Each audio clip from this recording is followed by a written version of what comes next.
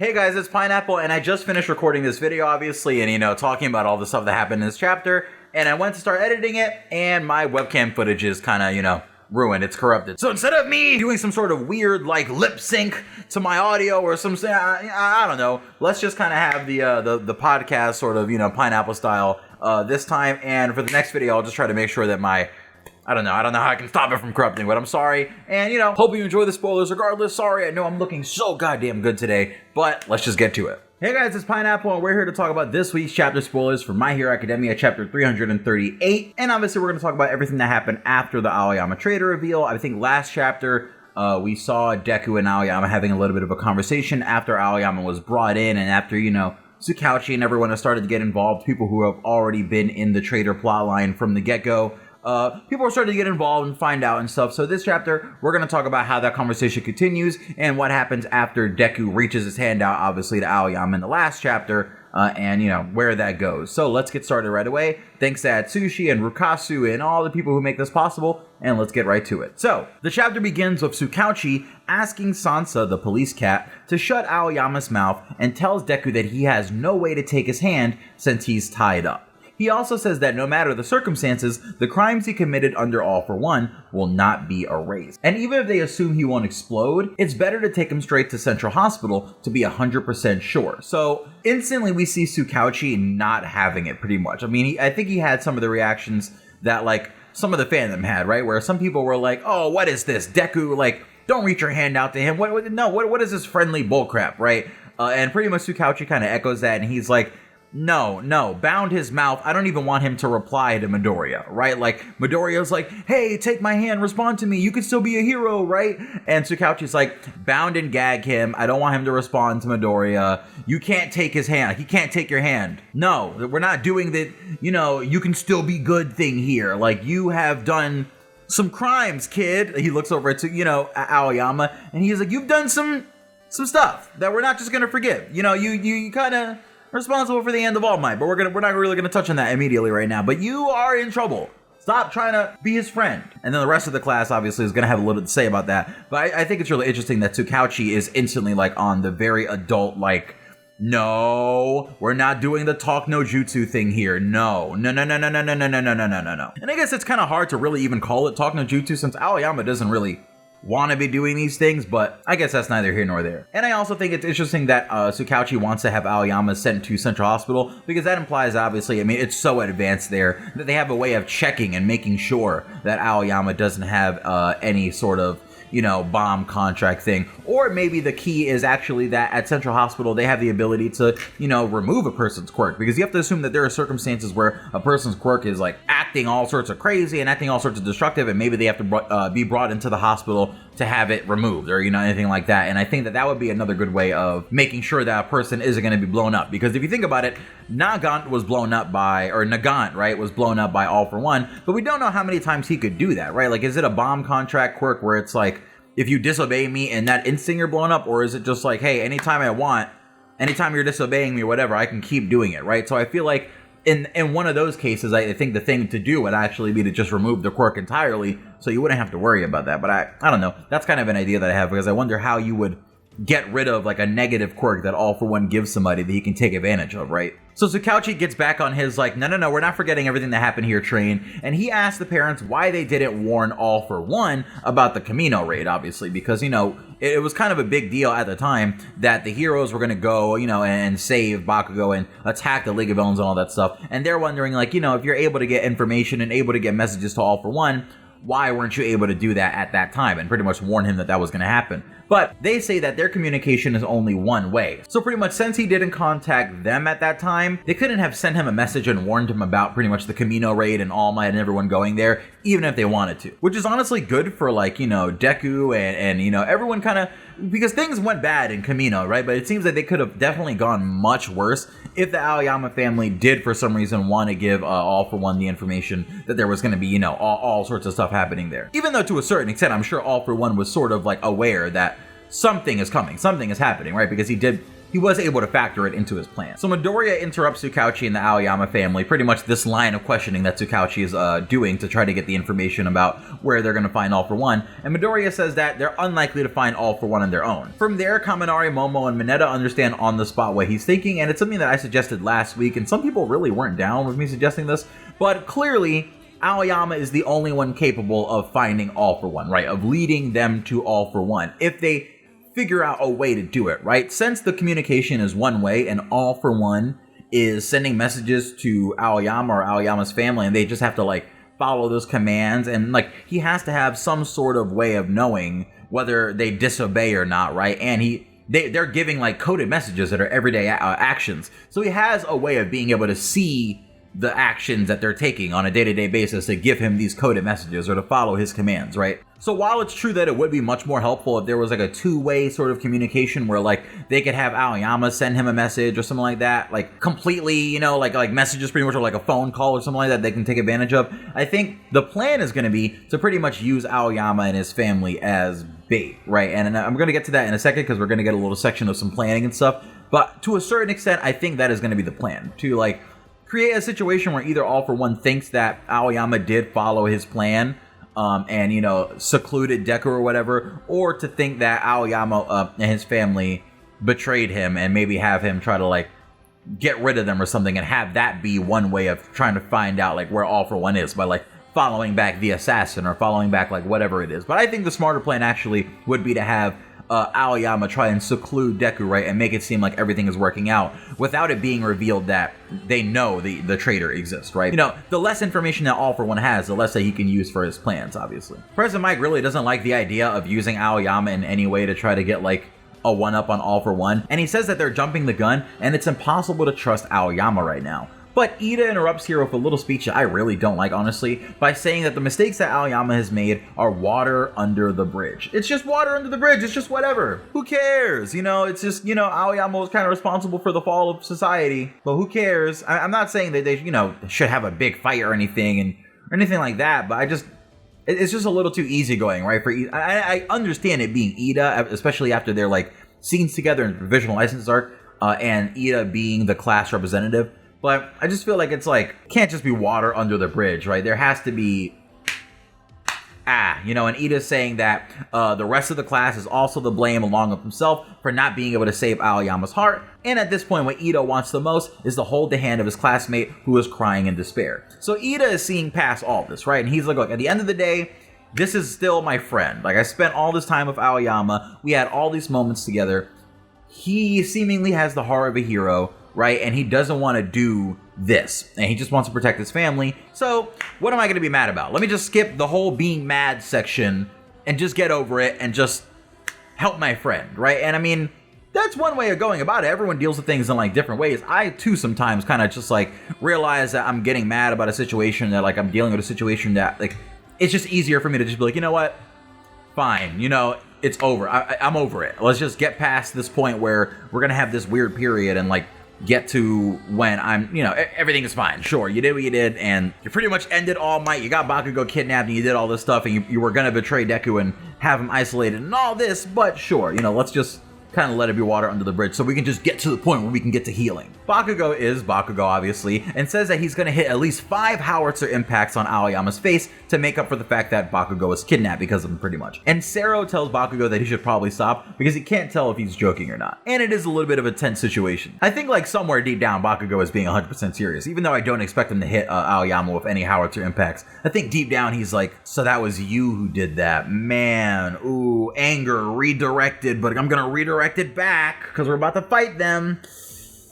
Ooh, but Aoyama, I'm gonna make your food so spicy or something. I don't know how Bakugo gets revenge. Kirishima mentions the fact that Aoyama was asking his parents to stop when they were pretty much giving him commands. So it's obvious he doesn't want to obey All For One anymore. And Kirishima says just as they all didn't blame Deku for hiding that he didn't have a quirk, the best thing to do for Aoyama is to just accept him back because he's in a situation because he didn't have a quirk. So they're seeing the similarities in Deku and Aoyama's situations, which there are plenty. There are plenty of direct parallels there, obviously.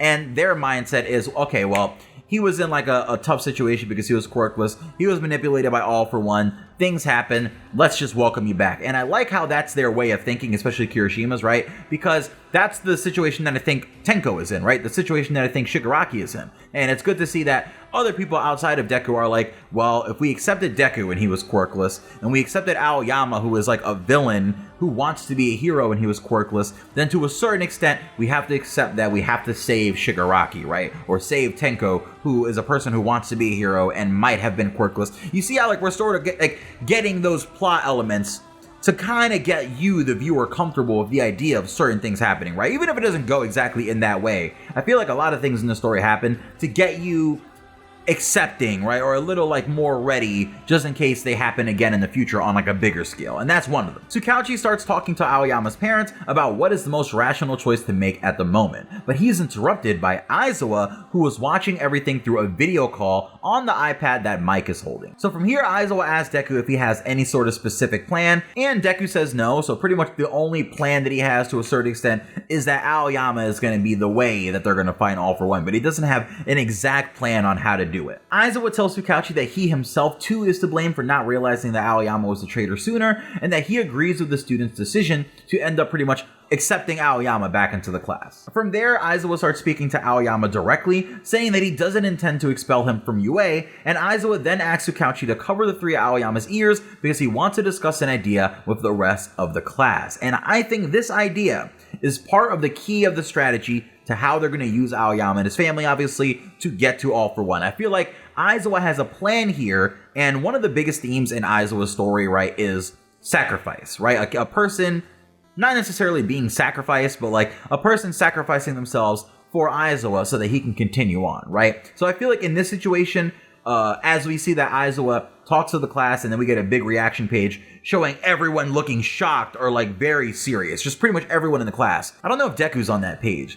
but we see everyone have a reaction to what Aizawa says, and I don't know if we get to see it. That's something that we're gonna have to see in the official translation. But my idea is that Aizawa is pretty much planning on using the Aoyama family and Deku as bait. And maybe that is why we don't see Deku's face, right? That if this plan involves using Deku as bait or Aoyama's family as bait to get All For One to come, or to get the villains to come and attack a certain place, then I think that obviously that's going to get a tense reaction from all the students, but also that plan is kind of relying on the fact that the students have to be able to cover Aoyama's family and Deku and make sure that they're not, you know, taken away, because they are going to be like sort of the focal point of that attack if that's how they go about it, right? Like they're going to be the focus of the villains, or at least All For One for a little bit, and that means that the students and everyone are going to have to defend them to a certain extent, right? And that's a lot of pressure. So I think that to a certain extent is what their plan is, especially because after this we see that Tsukauchi says that they would have to investigate certain places first, and he asks Sansa the cat to not report any of this to the police force or anyone else. So we have a very hush-hush situation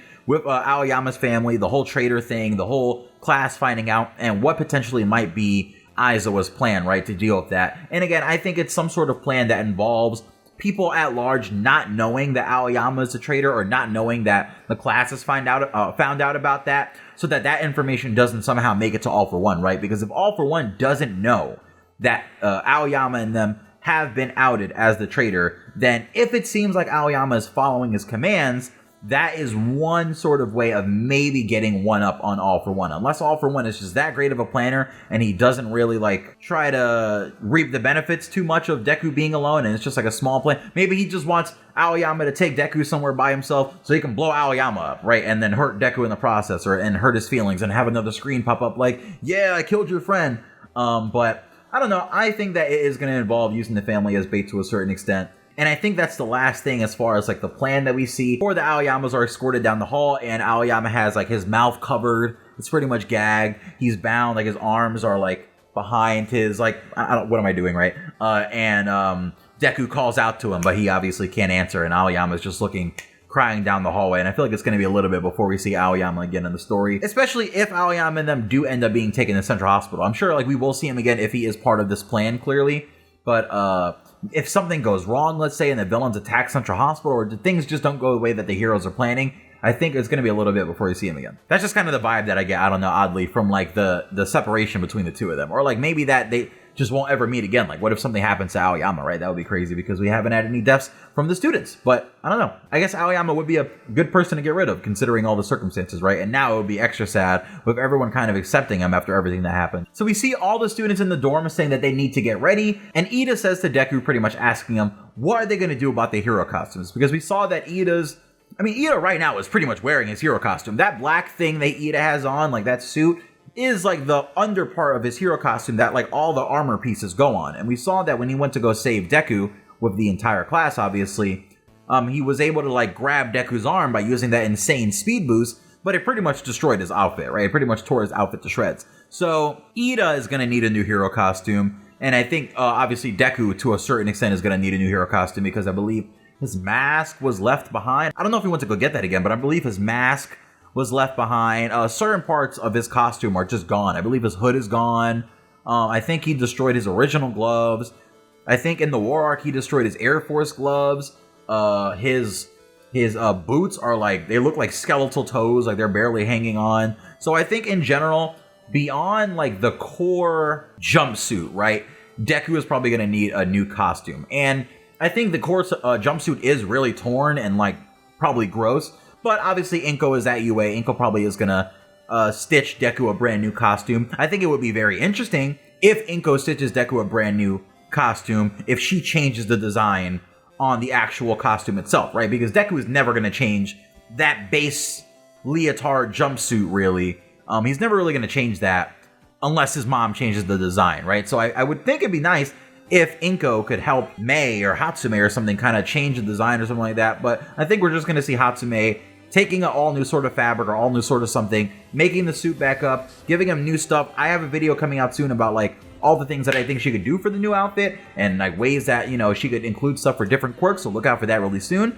But I do think that Deku is going to be getting a new outfit, and I pray to God that the cloak is incorporated, right? Because we need to have the cape. The cape has to stick around. I'm actually going to be really upset if the cape doesn't stick around. So here's hoping that the cape sticks around. I think it's really cool. I think it's really, you know, obviously a really good homage to Gran Torino, who is kind of out of the picture here as far as we know. And it's just that like the color yellow looks really cool on Deku, right? Especially like if you remember that color page where you had Shigaraki and him sitting side by side and Deku had kind of the cape flow, and it was just really cool. So I hope that the cape sticks around and it's not too destroyed or anything like that. And I hope the suit kind of takes advantage of the fact that Deku now constantly has Black Whip activated when he's fighting, right? Or I guess we'll see whether or not that's still a thing, even though it should probably be. So obviously both of their costumes, Ida and Deku, are a mess, and Hagakure says that they all have to defeat All For One for sure, and everyone agrees with an angry expression, which this actually might be the page where you have like everyone kind of making a serious face or making a expression to whatever. It might just be everyone agreeing that like, yeah, we have to finally take out All For One. And then you have Deku pretty much with that same energy and Ida walking towards the development studio where Mei Hatsume and everyone works,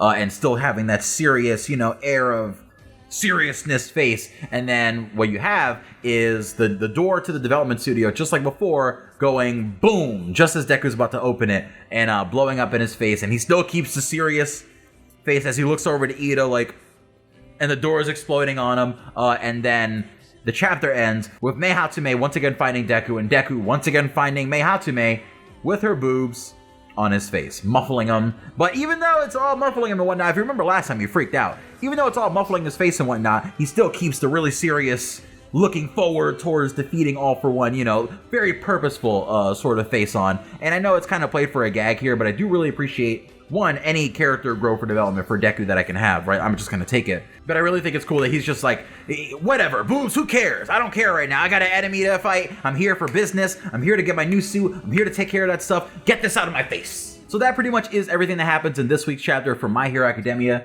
338, and I believe that is it. So I have another video coming soon talking about everything that I think is going to be in Deku's new suit, or things that are going to be in Deku's new suit. You can leave comments down below to give me suggestions or anything like that. And I've got another video that I plan on doing about My Hero Academia Season 6, because obviously we got the Season 6 release date, or at least a release kind of segment. We know when it's coming out roughly, so we're going to be talking about that, even though I have a little video already kind of breaking the news. But we're going to be talking about that, and it's going to be a pretty busy day, or at least a very busy kind of pair of days here. So I'll see you guys really soon. More uploads. This is Pineapple. Peace.